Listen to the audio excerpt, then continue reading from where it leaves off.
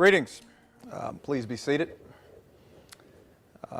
Over the past few years, the quality of America's educational system has been scrutinized. Student loans are high, and college graduates are finding it very difficult to find a job. So I wanted to take some questions to kind of illuminate some of the things that my administration has done to address this issue. First question. Mr. President, Tiffany Scher, AP. Many feel they have to go back to school to compete in this economy. How has your administration affected the pursuit of secondary degrees? That's a great question. And I'm happy to report that 78% of today's youth are going back to school. Now, granted, it's DUI school, but I'll have you know that they are graduating with 3.0s. Mr. President, Sally Chang, Wall Street Journal. What do you think about the staggering amount of kids being held back because they can't pass the state equivalency exams? Look, I share in your concern. The fact is, we have too many elementary schools with student parking. We have got to find a way to get 16-year-olds out of fourth grade. Or we've got to build some bigger parking lots. Does the blame fall on the students or the teachers? I think it falls on the students. There's a gang culture that's so pervasive that teachers are now requiring students to walk through metal detectors, bag searches, and there are drug-sniffing dogs that are being used before class. Have our public schools gotten that bad? I can't speak to public schools. I was referring to homeschool. Lucian. Mr. President, Lucius Carmichael Jackson, Washington Post. Do you still have hope in the youth of today? Let me be clear. America's future rests with children. When I look at Sasha and Malia, it gives me hope that America's future is bright.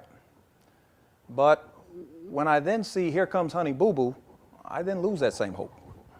Mr. President, John Topher, Rare.us. America is currently ranked 17th in education around the world. 17th. Why have we fallen so far behind? Well, John, the truth is we're falling behind because we stopped innovating. If you look at China and Japan, they are constantly building new products and new technologies. And that tells me that their children are better educated than our children. So I think the message that we need to start sending to American children is start copying off the Asian kids' paper.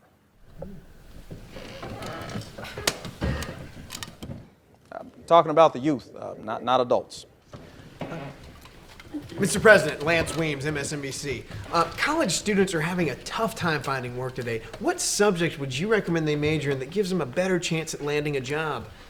Or landing a president? What do you mean, landing a president? These lips are sealed, unless you want to pry them open.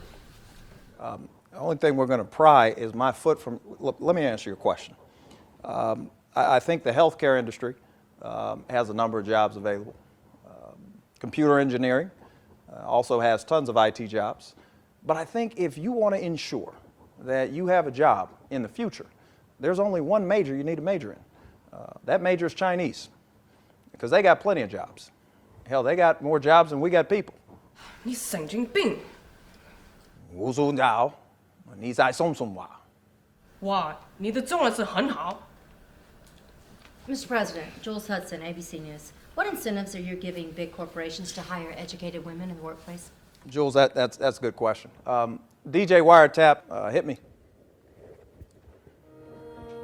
When it comes to women's rights, our nation's history has a stain of oppression, suppression, and inequality. The time is now to remove that stain.